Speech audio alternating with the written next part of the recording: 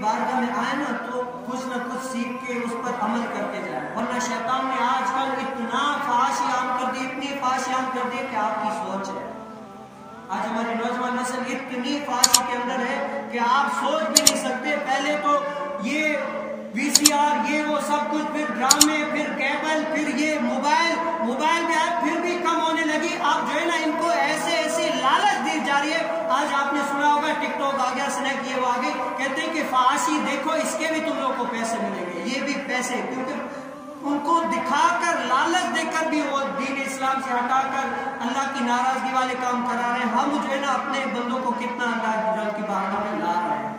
جو غیر مسلم ہے وہ کیسے کوئی نہ کوئی ایسے آلات نکال کر مسلمانوں کو اللہ کی بارگاہ سے ہٹانے کی طرح کی کوششیں کر رہے ہیں کہ کسی بھی طرح سے ہٹ جائیں، یہ وہ نہیں ہٹتے تو لالچ دے کر بھی ہٹاتے ہیں۔ لیکن کیا ہم نے کتنا کیا؟ ہم اللہ تعالیٰ کی بارگاہ میں خود پہلے کتنا ہے، پہلے یہ نہیں دوسروں کو نہیں، پہلے خود کتنا ہے، پھر ہم دوسروں کو سوچیں ہم خود کتنا ہے۔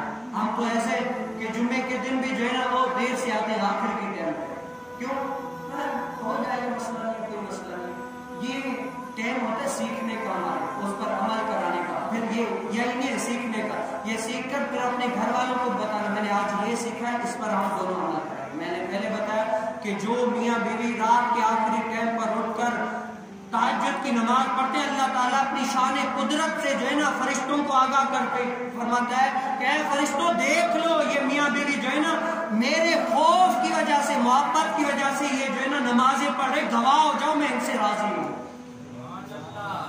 گواہ ہو جاؤ۔ جب رب تعالیٰ فرما رہے کہ میں راضی ہوں، ہر کوئی کہتا ہے کہ یا اللہ تو مجھ سے راضی ہو جا، تو مجھ سے راضی ہو جا، یہاں پر اللہ تعالیٰ فرماتے ہیں میں راضی ہوں، اس سے گواہ ہو جاؤ، میں راضی ہوں۔